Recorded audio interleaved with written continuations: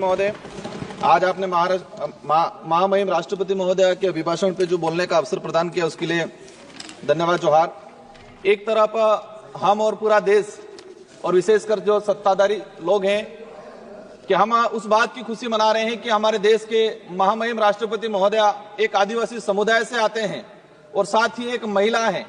लेकिन वर्तमान में देखा गया है पूरे देश के अंदर अगर सबसे ज्यादा अगर कोई पीड़ित है, किसी पे अत्याचार हो रहा है तो वो आदिवासी समुदाय है और महिलाएं हैं।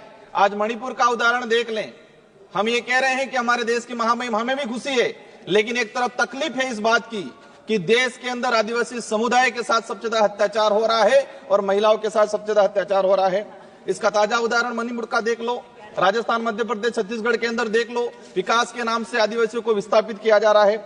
एक दौर था आजादी के बाद इस देश की आम जनता ने, गरीब ने, आदिवासी ने ये सांस ली थी कि हम अच्छे दिन आएंगे, उज्जवल भविष्य होगा।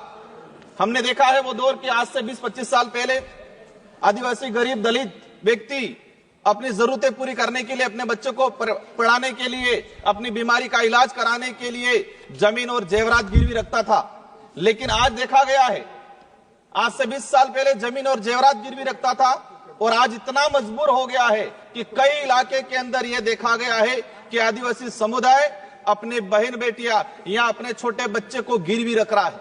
आज कुछ हमारे डबल इंजन की सरकार है, राजस्थान के अंदर कोटड़ा में आए दिन घटनाक्रम हो रहे हैं कि आदिवासी समुदाय के ऐसे हालात हो गए हैं, इन पहाड़ों के अंदर सरकार की योजना कागजों में रहती है, धरातल पर नहीं पहुंच पाती है। और कई ऐसी घटना सामने आई है कि इन परिवारों ने बच्चों को गिरवी रखा है, नाबालिग बच्चों को गिरवी रखा है गुजरात के अंदर, कई इलाके के अंदर। ये छोटा मोटा आंकड़ा नहीं है, ये आंकड़ा सैकड़ों में आया हुआ है और हम बड़ी बड़ी बातें कर रहे हैं। महामहिम सभापति महोदय, आज ये देखा गया है कि हम आत्मनिर्भर की बात कर रहे हैं।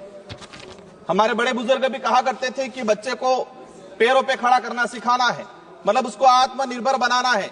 लेकिन आज देखा गया है कि देश की आम जनता आत्मनिर्भर कम होती जा रही है और किसी न किसी ऐसे माहौल बना दिया गया है कि वो हर किसी पे निर्भर होता जा रहा है। और विशेषकर देखा गया है आदिवासी, दलित या पिछड़ा वर्ग। माननीय सभापति महोदय, अभिभाषण के दौरान आदिवासी इलाके के अंदर 30 मेडिकल कॉलेजों की बात हुई, अच्छी बात है, हम भी चाहते हैं। लेकिन इन मेडिकल कॉलेजों की धरातल पे स्थिति क्या है? कई ऐसे केस आए हैं, एक डिलीवरी महिला उस मेडिकल कॉलेज में जा रही है, सोनोग्राफी के लिए चिट्ठी लिखवा रही है और उसका नंबर आ रहा है 1 महीने बाद, तब तक तो बच्चा पैदा हो रहा है और बच्चे का नामकरण भी हो रहा है, तब तक नंबर आ रहा है। कई ऐसे केस आए, हमारे डूंगरपुर का केस आया था कुछ समय पहले, जब व्यक्ति गया इलाज के लिए, उसका नंबर आया 1 महीने बाद और तब तक उसका अंतिम संस्कार हो गया था। ये स्थिति बनी हुई है, मतलब पीएससी सीएससी से भी बदतर स्थिति मेडिकल कॉलेज की बनी हुई है धरातल पे अंदर। अगर हम जाएंगे वहां, मैं खुद सांसद हूं, मैंने कई विजिट किया, मेरे वहां संसदीय क्षेत्र बांसवाड़ा डूंगरपुर में जमीर नहीं मानता वहां जाने का, क्योंकि ऐसी हालात बनी हुई है। ये पड़े रहते हैं लोग, नंबर नहीं आता है, जांच नहीं हो पा रही है। तो हम चाहते हैं कि जो योजना है उसको धरातल पे इंप्लीमेंट किया जाए। माननीय सभापति महोदय, आयुष्मान कार्ड की बात की गई, अच्छी बात होना चाहिए, लेकिन देश के अंदर ऐसे कई किस्से आए हैं पिछले 2-3 सालों के अंदर कि दवाई का पैसा नहीं मिलने से अपने परिवार की पालन नहीं कर पाया, वो इलाज नहीं करा पाया तो आत्महत्या की गई है। माननीय सभापति महोदय, बिरसा मुंडा जी के लिए जनजाति गौरव दिवस मनाया गया, हम भी स्वागत करते हैं, इसकी घोषणा हुई। लेकिन सिर्फ घोषणा होने से, मनाने से नहीं जमेगा। बिरसा मुंडा जी चाहते क्या थे, उनके विचार क्या थे, उनके उद्देश्य क्या थे, इन पे हमें काम करने की जरूरत है।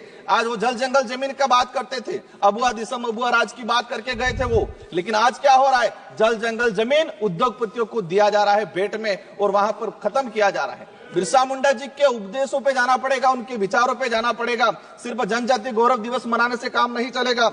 माननीय सभापति महोदय, हमने देखा गया है, एक बात सामने आई अभी जनगणना को लेके, एक बात ये समझ में नहीं आ रही, और ये मैं नहीं बोल रहा हूं कि आम जनता बोल रही है, देश की जो विवेकशील है, क्या बोल रही है कि सरकार व मीडिया के पास कुंभ में कितने लोगों ने डुबकी लगाई उसका आंकड़ा है, लेकिन मरे कितने उसका आंकड़ा नहीं है। मतलब डुबकी लगाई 30 से 35 करोड़ लोगों ने, 30 से 35 करोड़ लोगों ने, वो आंकड़ा है। लेकिन मरे कितने लोग हैं, घायल कितने हैं, किस राज्य से कितने लोग हैं, यह आंकड़ा अभी तक सामने नहीं आ पाया है।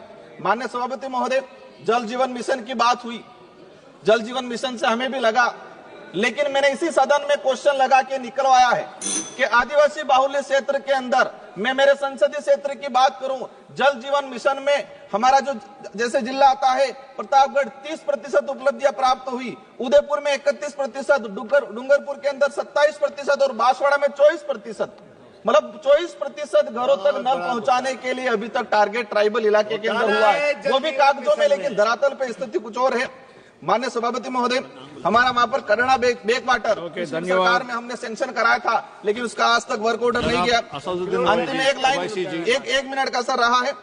आज देखा गया है, ये देश तब महत्वपूर्ण या तब मजबूत रहेगा जब इस देश के अंदर रहने वाला प्रत्येक धर्म, प्रत्येक जाति के अंदर भाईचारा रहेगा। राजस्थान के अंदर धर्मांतरण को लेके एक विधेयक आया, हम चाहते हैं शांति से रहना चाहते हैं, हम नहीं चाहते कि आदिवासी को आदिवासी से लड़ाया जाए।